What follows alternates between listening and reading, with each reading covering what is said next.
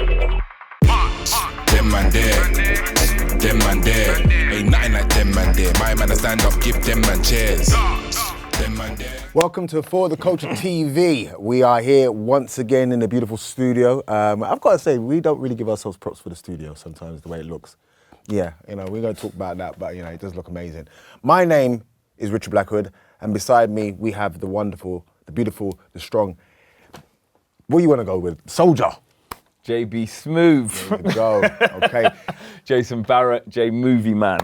And our celebrity today, Jason, please let the people know. So basically, I received a very special gift from a very special friend of mine. And it was a book, and everyone knows that I love to read, yeah? Mm-hmm. I try to read at least 2 to 3 books a month. And so I've got a stack, and I kind of push this one to the front because I just like the title, Self-Made. Yeah, and a picture of beautiful black man on the front cover, and I thought self-made, strong imagery. And so looking through it, there was just this honesty about it, and I just contacted Akusia and I said, we have to have PJ Murray come through the studio because he's exactly what For the Culture is about. So I'm so glad that you have come, that you have blessed us with your presence. It's an honor. Thank you for being here. It's Thank an you for being here. honor. Yeah. So let's get straight into it. Self-made. So I'm going to start with the book because, like I say, there was some parts in the book that were really, really moving. There were some parts in the book that was shocking, I'm going to say. But the main thing that stuck out to me was the honesty. Yeah. Now, you're a very successful businessman. We're going to get onto that. Why did you feel the necessity to be so honest about your past in Self-Made? I think honesty is everything. I think integrity is everything. It is the foundation of one's character. And I think if you're going to tell a story, be honest about it. If there's anything you're going to do in life, just be honest about it. And so I thought there's no point in me telling a story about my life if I'm not going to be absolutely honest. I mean, naked truth, everything, warts and all. There you have it. But was there a fear? People always have their customer opinions on things that you should let the public know in terms of selling a book, right? Did you have any of those kind of people kind of trying to deter you from the truth, or was you always very much headstrong, like, no, this is what it's going to be, and that's it? Do you know what? Because first and foremost, I wanted to speak to my children with this book. So I thought, when I'm going to do this book's going to speak to my children. This book will speak to their children and so forth. And as I got writing, I thought, you know what? This book is going to speak to a wider group. My community, there's a youth out there, there's a disenfranchised youth out there, there's a disaffected youth group out there. This book can speak to them. And that honesty really just had to come out to speak to that group. Understood. But funny enough, when the book was complete, I thought to myself, well, here I am now. That's who I was back then. Yeah. I've got this huge professional network around me. They've absolutely no idea what it was like, where I come from. Yeah. And up until literally the private book launch, I just grappled with myself. Do you really want to do this? I mean, look at where you are now, and you're amongst this professional network. Do you really want to come out the closet, so to speak, and let them know who you are? Will they abandon you? Will things just fall off and cut off? And I thought to myself, do you know what? I'm here. I've done it. I've arrived. I'm not doing this to make money. I've made my money. I'm not doing this for no other reason other than telling my truth to a group of people. And so if my present network want to go their own way and abandon me and do this and that, well, that's up to them. I'm still going to speak my truth. Wow. See, I think that's what I was saying. A lot of integrity to no, that. No, definitely. And I think that's kind of what I was alluding to, was the fact that you're where you are now, in an extremely privileged position that you've built for yourself, and risking it. Do you get what I'm saying? And risking people judging you or kind of... Let me say something. I count amongst my professional network high court judges, barristers, solicitors, insolvency practitioners. I go shooting with judges, solicitors, etc. Okay. And even then, you know, you go shooting like bloody hell, 30 years, 40 years ago, when you had a strap, you had that for a different purpose. You would have been sending me away from this. Do you know what I mean? And now you've got that strap for a different purpose. You're shooting grouse. He's like, You're shooting pretty grouse. good. You know? And so, and even then when you've got deals going down, and that's like really significant deals going down numbers-wise, and you think, is this the right time? And to come out with this book, and we'd stalled it to let certain deals go through, and then those deals got stalled, and like these deals kept on getting stalled, and the book kept on getting stalled, and I thought, you know what? Let the thing go. Got you. All right, let's take it back. So, all right, your claim to fame, from my perspective, is being the founder of Pride magazine. Now, all the black people out there know Pride magazine. It was the higher echelons of magazines. You had. It was like I said it to you off camera. Yeah. I never got a cover, but I wasn't vexed, right? But I just got to voice it. But the reason why I even say that is because you wanted to make it to Pride magazine. Yeah. Like Pride, like you had the other, you know, different media outlets in terms of magazines, blah blah, and papers, which were good, but you understood that they were the stepping stones. Yeah. And then Pride, it was like Pride, even though even within the title. All the other magazines were down there in the store. Yeah. Pride was here. It was always at Eye's View, right? Do you know what I mean? Where all the other important... Pride was on the level that you'd think it was an American publication. Yeah. Yes. Not putting down British publications, but it's there with the Ebonies, and it's there. But with the Ebonies, not Right On magazine. With Ebony, Yeah, you know what I mean? It was right. That's right. Yeah. So again, that's your claim to fame. Yeah. For me, then I'm reading the book now and I'm seeing, well, first of all, we're in the care system. Yeah. So let's talk a bit about that, because I think someone like you, you know, why we're so keen to get you on is because what this platform is about is really reaching out to our youth and letting them know, in particular, some that go down the wrong path, that there is actually a comeback. Because a lot of the time people feel like you're starting out in the care system, you go to prison, you get involved in drugs and blah, blah, blah, blah, blah, and that's it. It's kind of like a write-off. But obviously you're sitting here incredibly successful, you know, with the trappings of success. And we're going to talk about that. The man pulled up in a Lamborghini. So let's talk about coming through that care system. Well, so I grew up in Harlesden, Northwest London, and I got expelled from. I went to three primary schools. I got expelled from 3 secondary schools. I had a total of like, literally 10, 12 weeks of formal education in high school. Wow. Yeah, I was age 11. I saw, you know, I grew up on a council estate, Crescent Council Estate in Northwest London, and you know, you're seeing your elders, you know, dressing slick and behaving in a certain way, smoking, and you know, you just want to be like them, or I wanted to be like them. And anything I want to do in life, if I want to do anything, I'm just committed to that cause. And so I had committed myself to being like one of those. Cut long story short, I became a juvenile delinquent at the age of 11, doing all sorts of stuff. When I was 11, I got convicted of possession of firearms. 11 years old. Yeah. You was committed. Yeah, very committed. Yeah. What star sign are you, if you don't mind me I'm asking? an Aries. Yeah, you see? The fire. Yeah. Fire. Yeah. Okay. Yeah. And we're Aries, like we just ram our way through life, you know. exactly. I'm a Taurus, so we do the same thing, but yeah, that's what I'm saying. That's why I asked. Right? Yeah. But yeah, go on. And so the state, as in the local, or as in the juvenile courts, decided that, you know, my mother was not fit to continue to raise me. And they took me into care, into the care of the local authority. And this was pre-Children's Act, because in 1986, I think 1989, I think they came out with a Children's Act, but I'm going back to 1978. Right. Yeah. And I went into care. And when you go into care, it's just a group of juvenile delinquents, yeah? And you have the care workers, and the care workers are there to actually look after you. They're your substitute parents, if you like, yeah? And like, they were just up to no good. They're, you know, the abuse in the form of physical abuse, in the form of sexual abuse, in the form of racial abuse, and you have to put this into context. You're 11 years old, I just turned 12.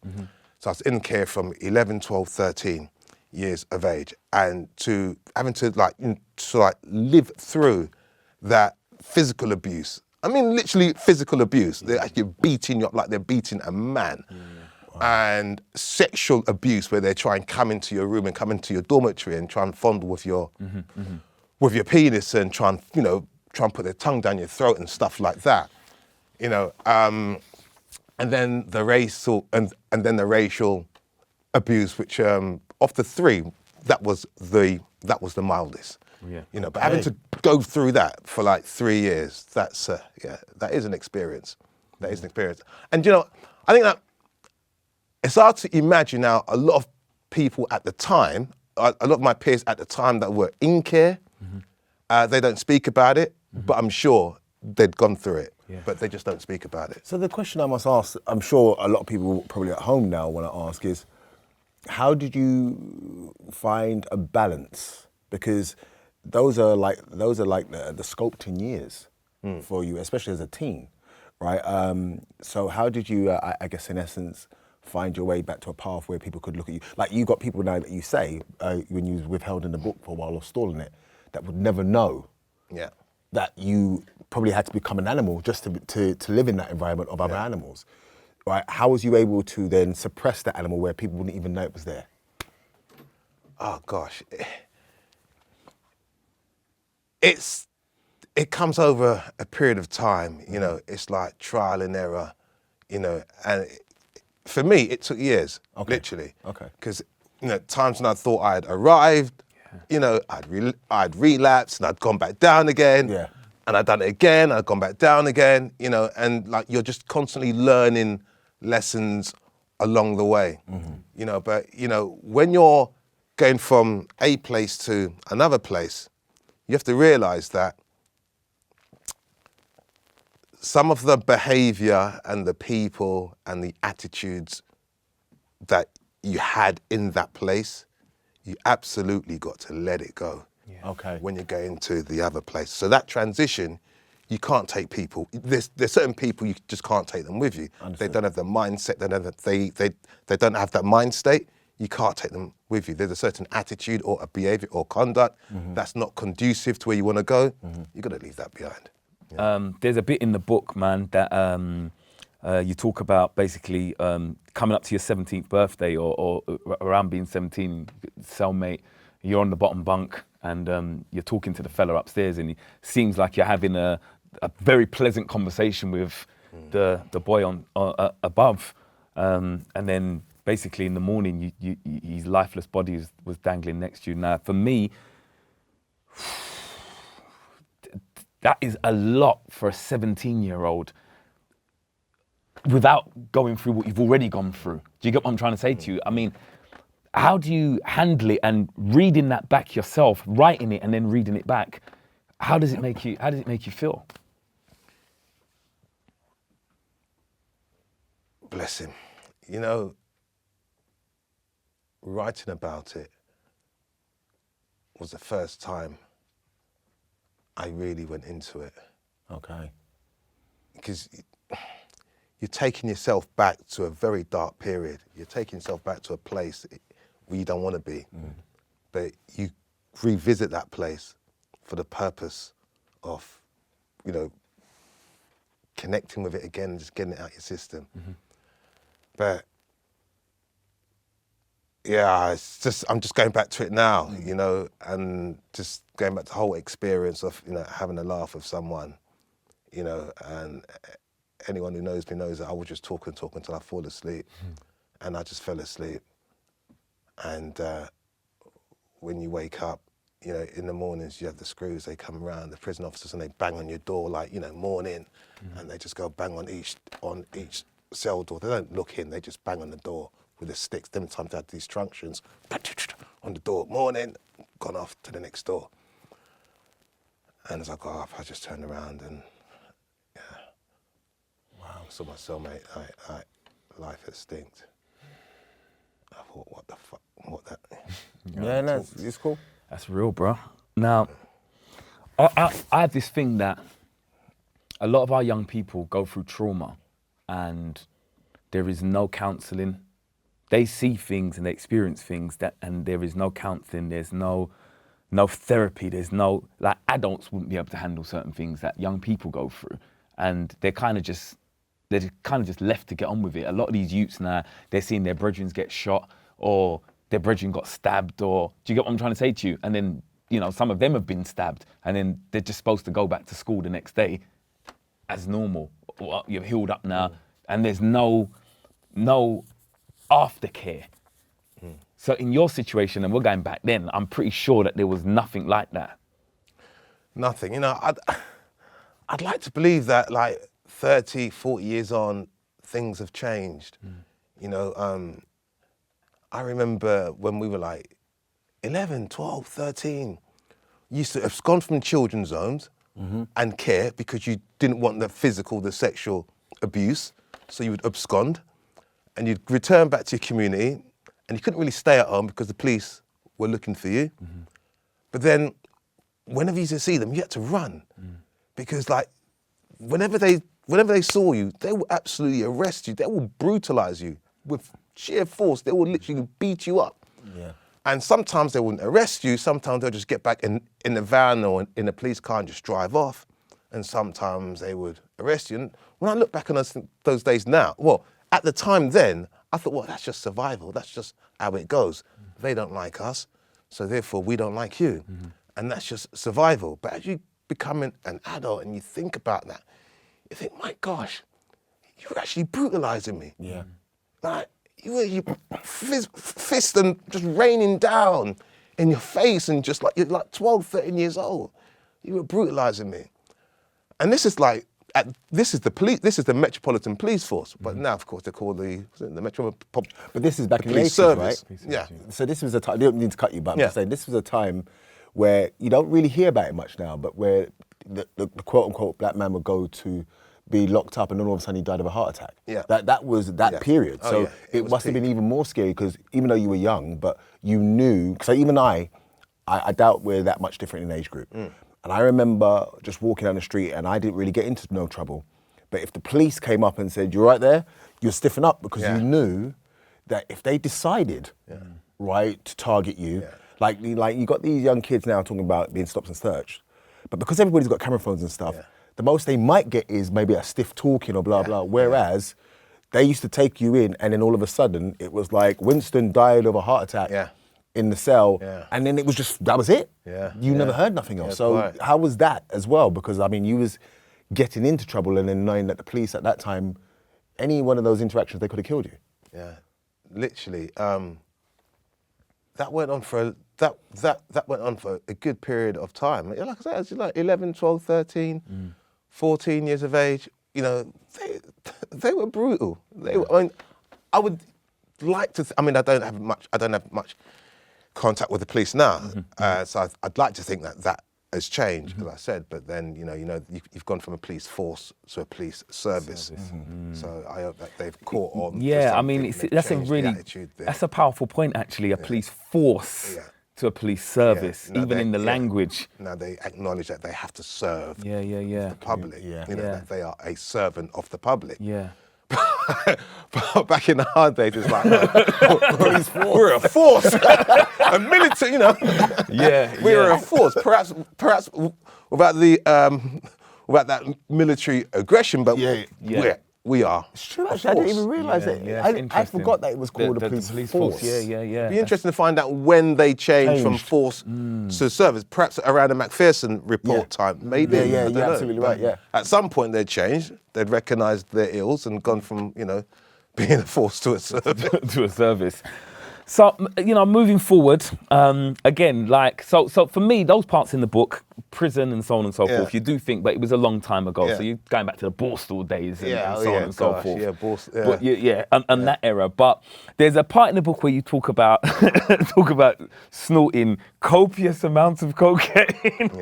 And now that was one where I was thinking, you really want to put this in here? You're a respectable businessman now. You know what I mean? And again, I think I do appreciate the honesty. But it's moments like that. Why did you think that was necessary to put in the book? Well, like I said, this is my truth. So this is my life. This is the life I have lived. And the life that I have lived in its naked truth, I know many different groups will actually connect with that. Yeah, definitely. Many groups will connect with that. Definitely. And if those people are disaffected or disenfranchised or feel, do you know what, this is as best as it gets for me, I'm saying, no. It doesn't stop there. Carry on. Your life can get a lot better if you only just follow a certain course.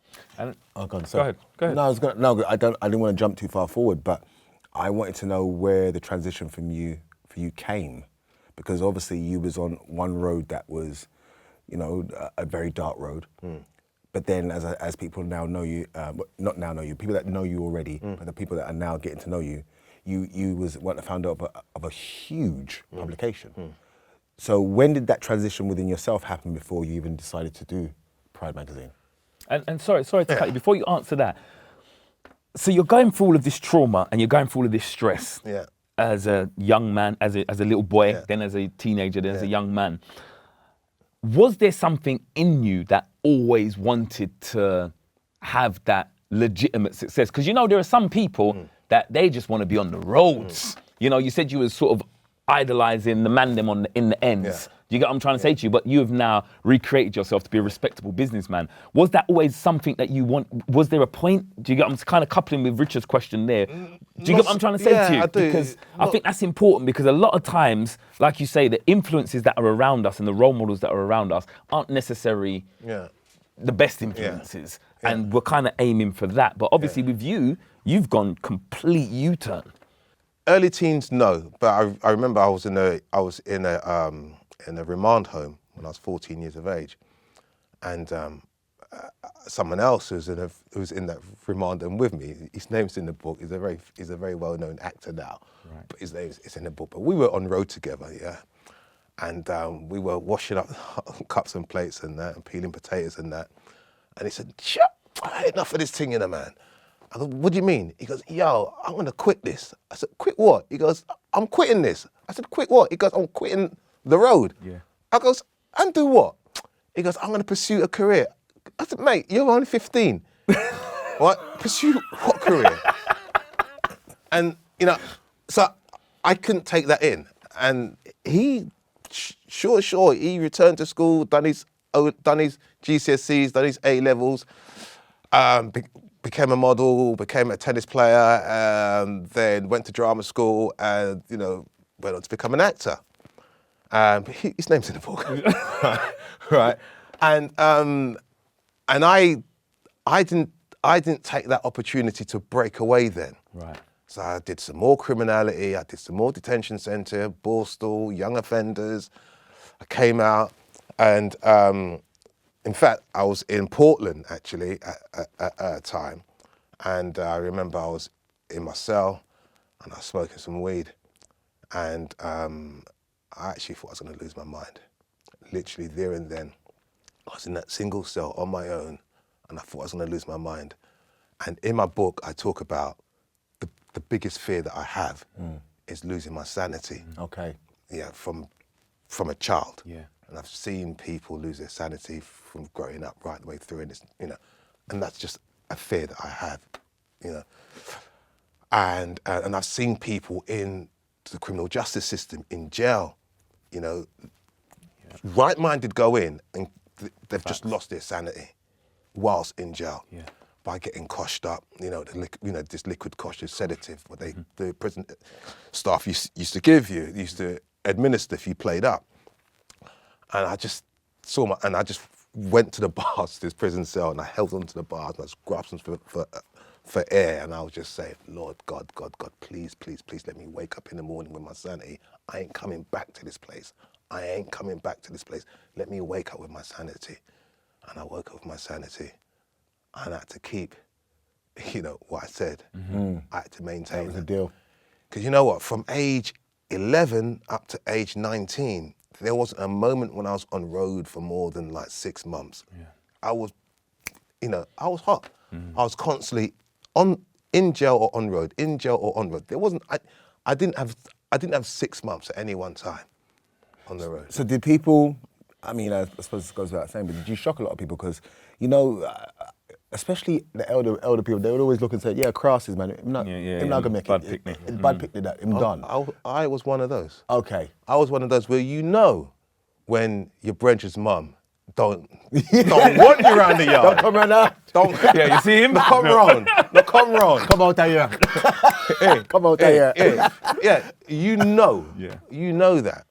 You know, but you know, fair's fair. You see, when I was incarcerated, so when I was in detention centre, which is these free, when you were sent to DC when you're 14, 15, it's sort of 3 months. There's a short, sharp shop thing. It was a kind of like military style detention camp for offenders. And there they taught you, it was just a lot of routine. You had to march wherever you went. There's a lot of routines, a lot of discipline, there was a lot of order, you know. And so these are things that I actually took with me. And when I was in Feltham, you know, I learned office practice and typing, you know, and again, that was something I took with me. And then when I was banged up in Ashford in 1983 when I was 17, remember, I had no schooling whatsoever, and you got all the time in the world. I grabbed the dictionary, I just read through the dictionary, and I started to, you know, learn some English, learn about sentences and, you know, and paragraphs, the most basic things. Yeah. And then I just got into reading newspapers and just got into reading books. I just become just a prolific reader because you got time. Absolutely. And so when I came out, I had the opportunity to gather everything that I'd learned during my years of incarceration and put that into industrious use. Wow. Okay. And so when, you know, when they say, oh, prison ain't good, you know what? It's what you get from it. Yeah. What you do with it. You know, whether you want to be in jail and use that time to, you know, to front and play and just talk with the man, them, nothing productive, or whether you want to say, do you know what? I'm going to lock away from all of that and just inform myself, educate myself. So I'm going to use that when I'm out on the road.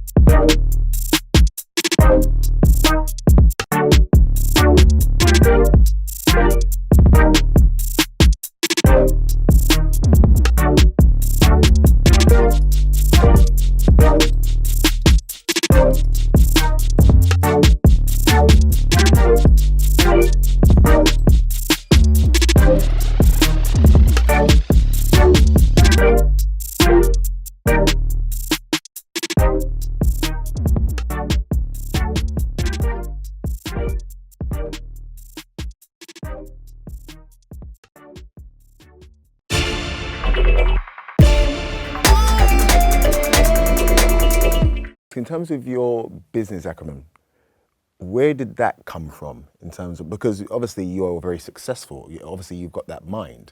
Was that something that you found was innate, you always had it, or was it something you had to really develop? Definitely, I had to develop it. Definitely.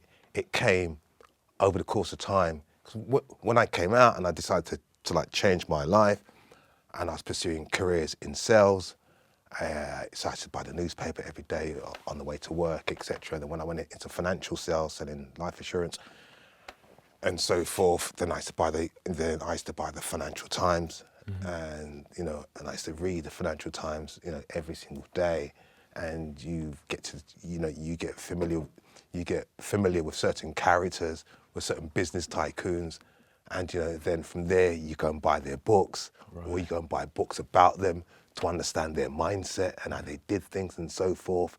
And yeah, that was like my learning.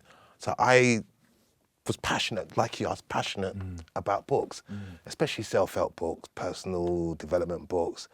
And because, you know, I didn't really have any other like supplemental education, when I read a book and I took to it, I just took to it. And I've got this personality that it's addictive. When I take to something, I take to it. Facts. committed to it. Facts. You know, and if I believe in something, I go for it. So I was reading these books and like, you know, and I thought, wow, like, you know, what? And I literally just applied what I read off those pages. I just said, I can do this. Yeah. And just applied it to myself. Yeah. And there you have it. Well, not there you have it, but Yeah. it takes you from here further down the road. Yeah, definitely, definitely. And I'm talking about like, as like 20, 21, 22, you know, and like when I was 20, 21, so I was in sales, life assurance sales, and whatever I was taught, you know, I just took it to an extreme, you know, and I did that into my early 20s. I think when I left financial sales, I had a sales company, and I sort of like speak about that in my book. And there actually was a time. Do you remember MFI? Yeah, of course. Yeah. Right. So there was a time when I was watching the Money program. It was on a Sunday. I do mention this in the book. I was watching the Money program on a Sunday, and I saw I can't remember his name. His surname is Hunt. Anyway, he was the chairman of MFI. And we were like entering into a recession. This was 1990, and he was talking about MFI sales, the slump, recession gone down, and that, etc. And I was watching the Money program, and I felt this man's pain. And I said to myself, you know what? I'm going to speak to you. I'm going to pitch you. I'm going to get on I'm going to speak to you. And sure as the next day, I just phoned up and I got through to his office. I pitched my way through to his office, and I got an appointment with him. Yeah, and I went to their head office. I didn't meet with him, but I met with his team, and that was the principles I got out of this book called Think and Grow Rich from Napoleon Hill. Come on, You know? man. That's a classic. It is a classic. That needs once a year. I'll make sure I read that book at least. It is a classic. Yeah. And you know what? When I was in financial sales, someone gave me that book to read, and I was 21 at the time, and I read it, and I didn't really, pay much mind to it. Well, no, I should say I didn't really pay much mind to it. I didn't imbibe it the way I should have done. And then a couple of years later, I was assistant branch manager for Citibank Financial Services. Okay. I was age 22, and I got fired. And I went to this other company. Anyway, by the time I was like age 24, I started reading this book again, Napoleon Hill, Think and Grow Rich. And at that time, I had this new business, Champion Results, and I used to sell sales training services to companies such as MFI and Halifax Property Services, and these were some national companies I would sell my services to. And this was all through following the principles, literally, of Think and Grow Rich. And you know when you do that statement, I, Peter John Murray, born the 16th day of April, do say to myself that, but then I used to chant that morning mantra and night. Lunchtime, that's, excuse me, I'd go into the toilets and I would chant it. I'd visualize it. I'd commit my whole being into that statement. You know when it says that, I can feel it, I can see it, I can touch it, I can smell it, I can sense it. You got to put your whole being into that. And I used to do that every single day. Yeah. And lo and behold, like 18 months time, starts happening.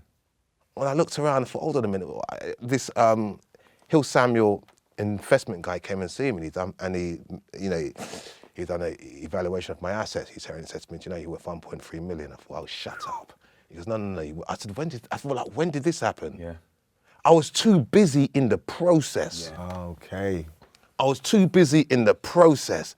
And I have this thing where I say, I like to spend my time in the soil, And I was too busy in the soil. I didn't see the ripeness of the fruits. Yeah. Can I ask a question on that? Yeah. Because I think we're in a society now where people want to reap the benefits straight away, and sometimes reap the benefits before they even put in. Yeah.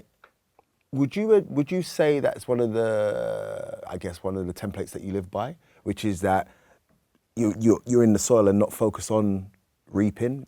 Yeah, for sure. I mean, there is such a thing called instant success, but how long does it last? There you go. When the wind comes, are you strong enough, to sustain? Yeah. And I believe, if you spend time on the root, the fruit will take care of itself. Too many times we look at the fruit and want the fruit, and we ignore the root, because the quality of the root determines the fruit. 100%. So I spend time in the root, and the root, is in the soil. Yeah. No one can see the soil. No one can see you when you're grafting in that soil. When you see people with that success, that's when you're seeing the fruit. But that's when you've put the work in the soil. You've nurtured. Whatever it is you're doing, it's a committed labour in that soil where you're just nurturing, you're watering, you're nurturing, whatever it is that you're doing. And you might spend 90% in the soil. And then when it happens, you just break through and you just see that stem just come through and you see the root. But then 90% of the effort, people don't get to see. Facts. Because it's in the soil. Absolute fact. Fact. It's in the soil. They only see that 10%. They only see that fruit. Yeah. And they say, well, how did you get there? How did you do it? Yeah. Hold on a minute, when did you do that? Yeah.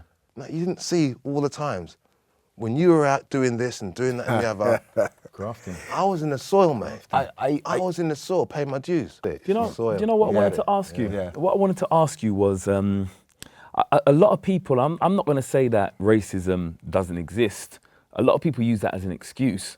You sounded like you was coming up in what sounded like a predominantly white environment as a black man with the past that you had and still managed to navigate. And that was back then, which I'm sure, even though we've only took baby steps, but we have taken steps. So I guess the question is, when people are making excuses, what's your response to that?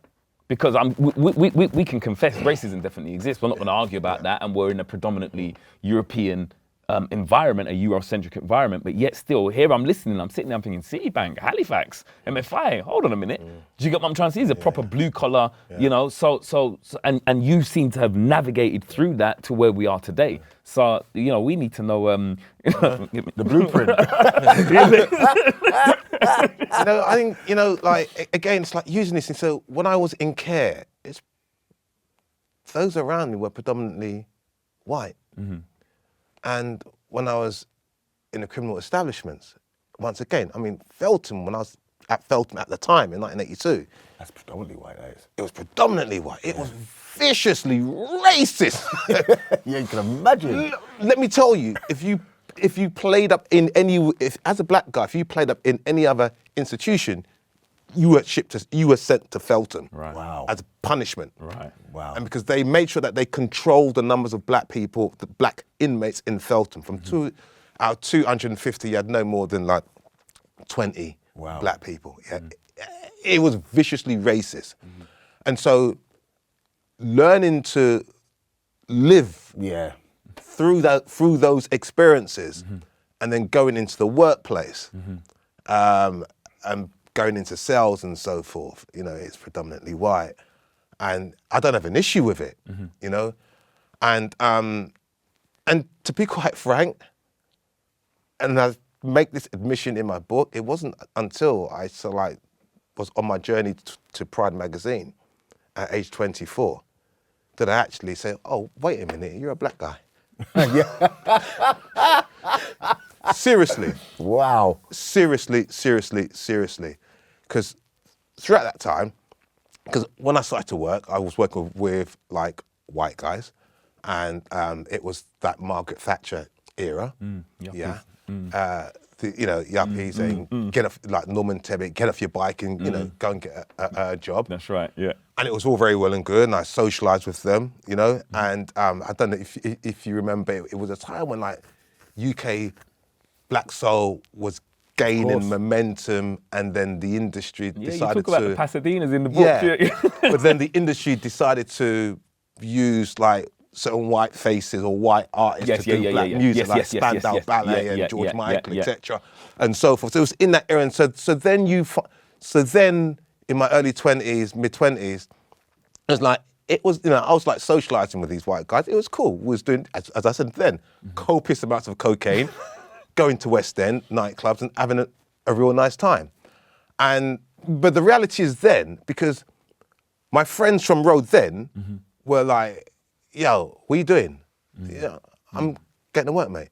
Well, what you like? When I first started out, I wasn't earning much money. Right. I was knocking on doors. I used to knock doors every single day, and they're like, "What are you doing?" And like they had the whips and the garms and the jewelry and the money, and saying, "Boy, Pete, you know, like what you're doing right now. You know, we're earning shitloads in a day, and it's taking you a month to like do that. That is, why you want to do that?" I will think about my commitment to God, about saying, you know what, you keep that. And I did it day after day after day after day after day. And like I said, it's in the process, in the soil, in the soil. I cut them out in the soil. And as things began to turn and got better and got better and got better, that's when I used to socialise with them in the evening times, but during the daytime, they did what they did, I did what I did, but I was in the soil. And it was only when I went to funny when I was in Miami, I took a pal of mine, and because by then I'd bought this apartment in Fort Lauderdale. Nice. I think I was age 22 at the time. When I bought this apartment in Fort Lauderdale, and I used to go there every time, and I was like 24 at the time. And me and a pal of mine, he stayed at my apartment in Fort Lauderdale. And I said, let's go down to Miami on a nice nightclub. Remember Two Live Crew? Yeah. So Luke's had a nightclub called Luke's in Miami. Right. Yeah. So we actually went down and we jammed at his nightclub and so forth. And I remember I still had the self-training company, and I was publishing this magazine called The Connoisseur Guide. And The Connoisseur Guide was a mainstream title that was only distributed through 4- and 5-star hotels. Okay. And what we used to do, we used to sell the ad space. Yes. And that's how we brought in the revenue. And I remember we was at the bar and we was like chatting to some girls, because you know, like then you have that very pronounced English accent. Well, I did anyway. My own boy, like, you know, anyway, so just speaking, and like we was talking to these girls, and like they said, so what do you do for a living? And I said, yeah, I'm a publisher. Okay, so what do you publish? I publish The Connoisseur Guide. And what's that? And I told them, and they, I thought you was going to say you published something like Ebony magazine. Right. I goes, no, and they just walked off. They just, they just walked off. And to be fair, to give it some context, them times I used to have a Mohican. And so, just to give it some context, and they just walked. I was such an individual guy. I was such an individual.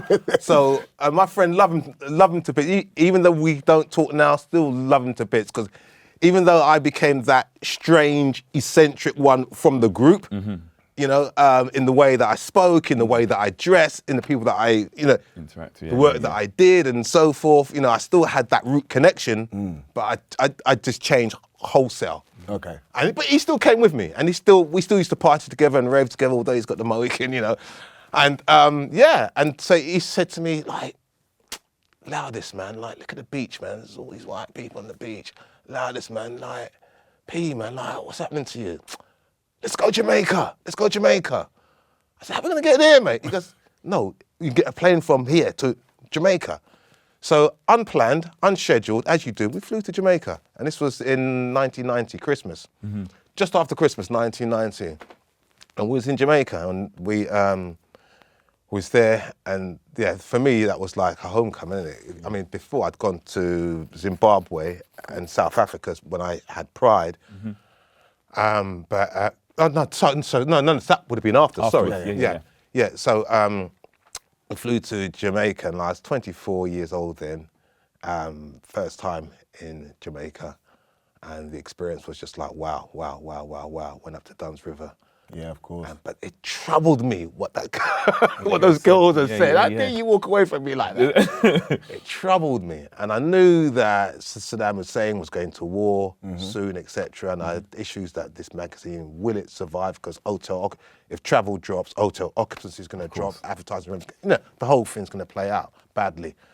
And when I came back down from Duns River, I don't know, it had to be the river, it had to be the waterfall. Because when I come down from Duns River, I was so refreshed. I said, how about a black magazine?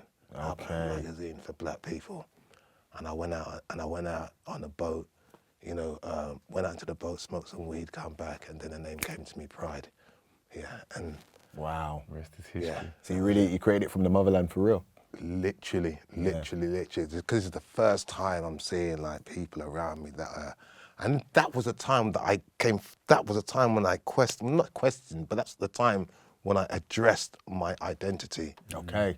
As a black man. Wow. Okay. That was the first time. I was 24 years of age. Wow. I never thought I was anything other than. Yeah, I understand. But it was fully. the first time that I actually addressed myself as a black man. Yeah. Wow. So I came back.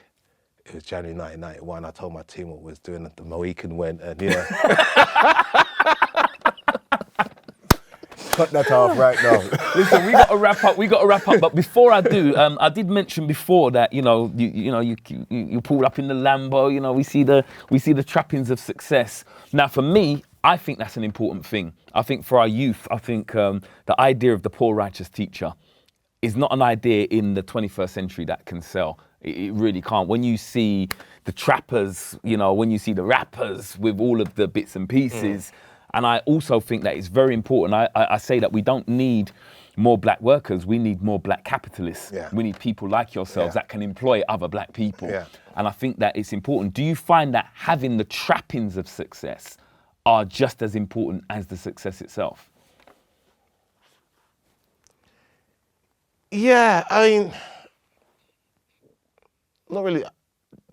not sure with that. I mean, I like nice things, and I'm successful, I'm able to acquire nice things. I've got 2 sons and a daughter, one son 23, the other one's 20, my daughter's 16. And they still look to me as a role model. Yeah, and so that, you know, and we have this great relationship, you know, and like we go shopping and we do things together. And so forth. And I suppose, like, I'll say to them, you know, work hard, get in that process, make the sacrifices, and it's what you get as a result. You know, they've seen me work diligently. They've seen me graft. They've seen me work hard. You know, and during their teenage years, they've seen it. You know, I mean, I spent £1 million on cars in the last 4 or 5 years. They've seen it. You know, I've gone into a jeweler's to buy a Palomine, a 50th present. You know, a bracelet for a couple of grand, and I ended up buying a watch myself for 100 grand. They have seen. I'm 43 in March, sorry. You got 7 years to go. You got 7 years to go. You know, they have seen it. They have seen, like, a car showrooms like sends me a car at the weekend, say, look, take that. If you want it, buy it. If you don't, send it back to us. They've seen it, and so the last maybe 7, 8 years, it's been consistent now. Because I've had the ups and downs and so forth, but you know, they've seen it, and like, but it's not. So what I'm saying is, like, everything that you can get on the road, trust me, everything you can get on the road, you can get it legitimately. Facts. You can get it legitimately, and that's what I tell my sons. Yeah, I tell my daughter that, and that's what I tell their friends that. You know. Whatever you see, whatever a man is, whatever you see, and know one thing, that's a road. That's not even a road. That's a cul-de-sac. Yeah, that's a dead end. That is it will be a dead end. Yeah, because you're going to end up in jail all the time, or you're going to end up dead. Yeah, or if not, you're going to end up on the road, broke. But all those options, it's just a dead end. Yeah. And that don't last long. 2 years, 3 years, 4 years, 5 years. I always say to my son, name me any roadman that's been on his game up there for so many years and who can show you his lifestyle for so many years. He'll go. The moment the feds decide to commit their resources into you, It's done. It's done. it's a wrap. No, it's the way. No, You're it's gone. the way. No, it's a fact. It's a fact. And It's a you wrap. know what? And that's exactly what it is. The moment they go, it's your time. Yeah. We've watched you grow. It's a wrap. And it's forced because they watch you. Yeah. And you think they're not watching you? They're watching you. Yeah, straight. They bug your cars. They got all the come on, man. Yeah. They got all the And now you're resources. telling yourself on Instagram, you're showing things on Instagram, where they go, well, we don't even need to bug him. He just, Exactly. just put it on Instagram. Exactly. They got all the resources. And then they say, do you know what, Richard? You've been in this for 4 or 5 years now. All right. Time's up. Time's up. And they put the resources into you. Guess what? You're gone. Gone. Yeah. Facts. Yeah. And we'll take everything that you collated. Everything. Yeah. You're gone. Yeah. And someone's going to replace you. Same thing.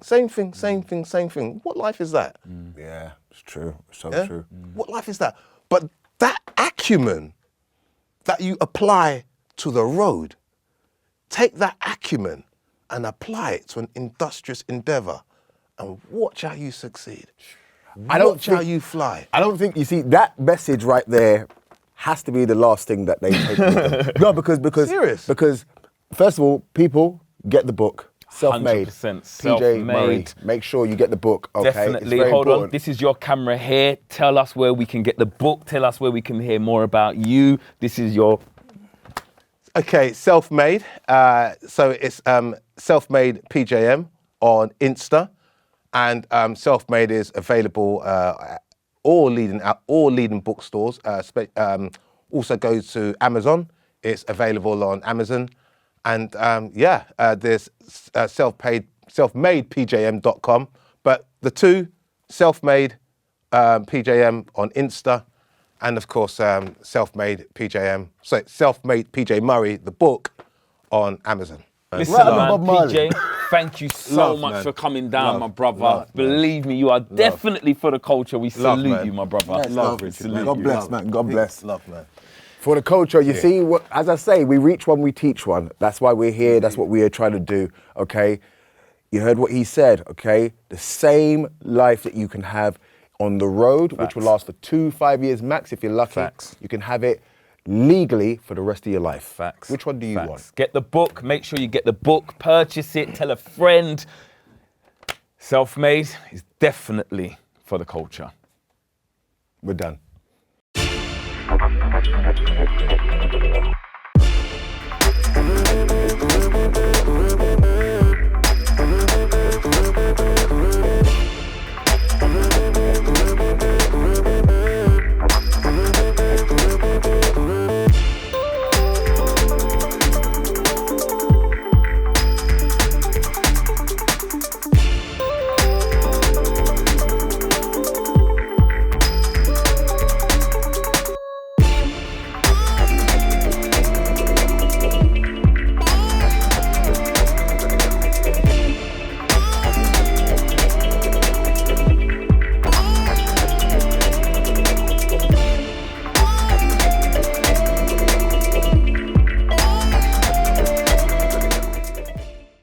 JBN Comics presents Hair Rule. When an asteroid falls from outer space to Earth, a runaway slave finds the asteroid and is endowed with superhuman powers. He sets about on a mission to free his people and change the world. Unknown to him, the very asteroid that gave him his powers carries a dark secret that could destroy the world. Hair Rule, the first hero.